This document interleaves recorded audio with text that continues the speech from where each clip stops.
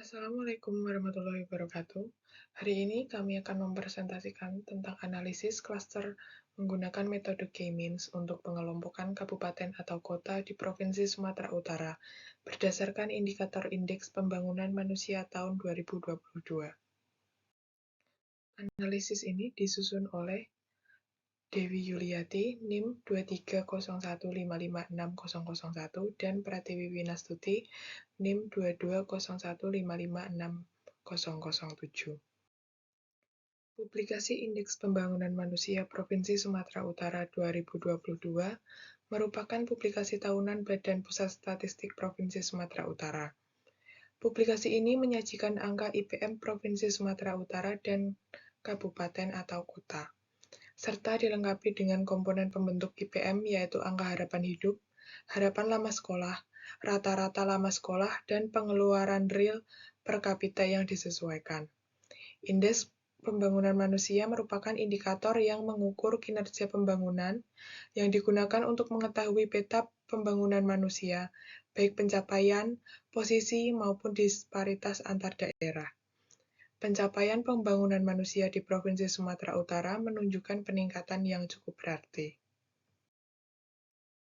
Komponen IPM adalah 1. Dimensi kesehatan, yang berisi umur harapan hidup atau UHH saat lahir, 2. Dimensi pendidikan, yang berisi harapan lama sekolah atau HLS, rata-rata lama sekolah. Yang ketiga, dimensi standar hidup layak atau pengeluaran per kapita yang disesuaikan. Berdasarkan penghitungan, tercatat IPM Sumatera Utara pada tahun 2022 sebesar 72,71. Capaian ini merupakan agregasi dari 3 dimensi, yaitu umur panjang dan hidup sehat, pengetahuan, serta standar hidup layak. Setiap dimensi diwakili oleh indikator. Dimensi umur panjang dan hidup sehat diwakili oleh indikator umur harapan hidup atau UHH saat lahir, sementara itu rata-rata lama sekolah atau RLS dan harapan lama sekolah merupakan indikator yang mewakili dimensi pengetahuan. Terakhir, dimensi standar hidup layak diwakili oleh indikator pengeluaran per kapita yang disesuaikan. Tabel IPM Sumatera Utara dan komponen 2022 umur harapan hidup saat lahir berdasarkan tahun 69,61. Harapan lama sekolah berdasarkan tahun 13,31.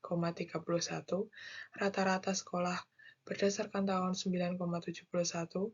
Pengeluaran per kapita disesuaikan dalam rupiah per orang per tahun adalah Rp10.848.000 dengan IPM atau Indeks Pembangunan Manusia 72,71. Klasifikasi status pembangunan manusia. Selain pertumbuhan, status pembangunan manusia juga menjadi salah satu indikator untuk melihat kemajuan pembangunan manusia. Capaian pembangunan manusia di suatu wilayah pada suatu waktu tertentu dapat dikelompokkan dalam 4 kelompok. Pengelompokan ini bertujuan untuk mengkategorikan wilayah-wilayah menjadi kelompok-kelompok yang sama dalam hal pembangunan manusia. Indeks Pembangunan Manusia Sumatera Utara tahun 2022 mencapai 72,71. Dengan capaian IPM tersebut, Sumatera Utara berada di posisi status pembangunan manusia kategori tinggi. Indeks Pembangunan Manusia atau IPM per komponen menurut kabupaten atau kota di Sumatera Utara tahun 2022 dapat dilihat pada tabel berikut.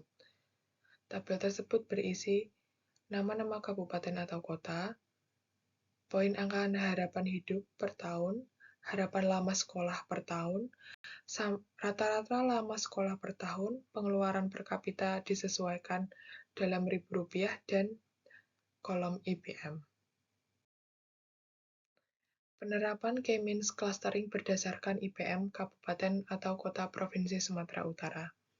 K-means cluster adalah salah satu metode dan clustering non-hierarki yang berusaha mengelompokkan data ke dalam suatu klaster, sehingga data yang memiliki karakteristik yang sama dikelompokkan ke dalam satu klaster yang sama, menurut Wardono.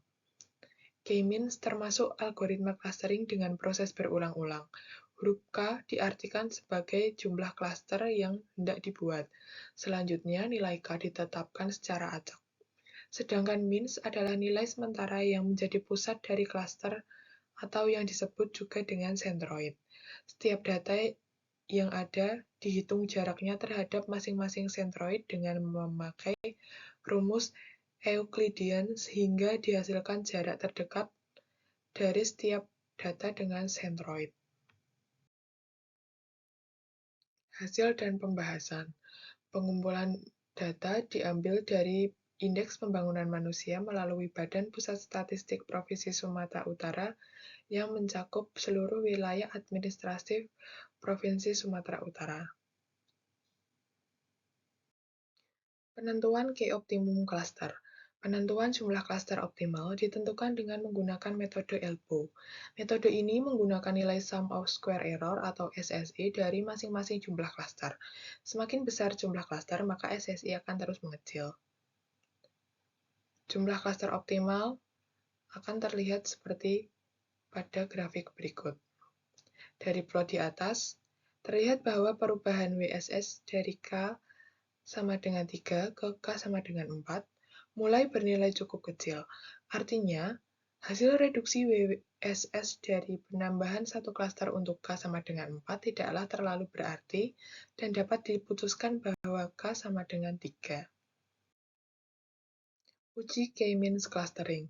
Prosedur K-means clustering dimulai dengan menentukan jumlah klaster, menentukan centroid awal, menghitung jarak antara objek dan setiap centroid, pengalokasian data ke centroid terdekat, dan validasi iterasi sampai setiap anggota klaster atau centroid tidak berubah. Pemilihan nilai centroid awal dipilih secara random berdasarkan data yang digunakan.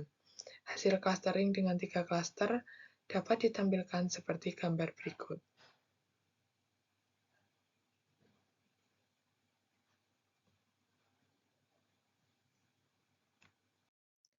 Berikut adalah hasil akhir pengelompokan atau clustering.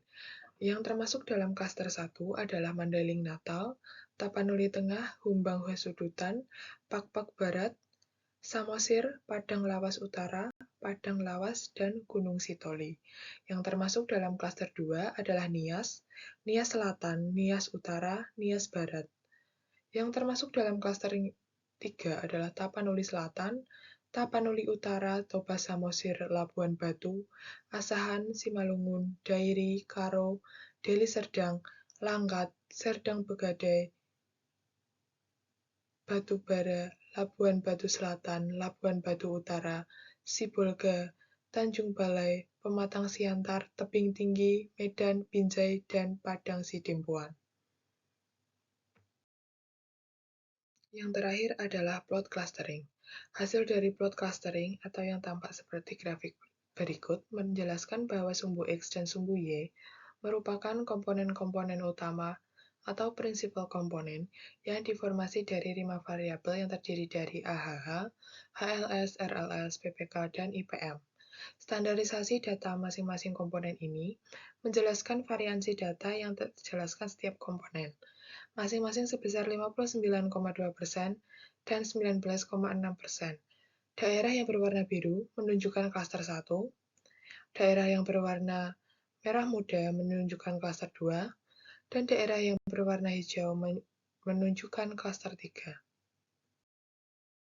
Sekian presentasi kelompok kami, mohon maaf atas segala kekurangan, dan terima kasih.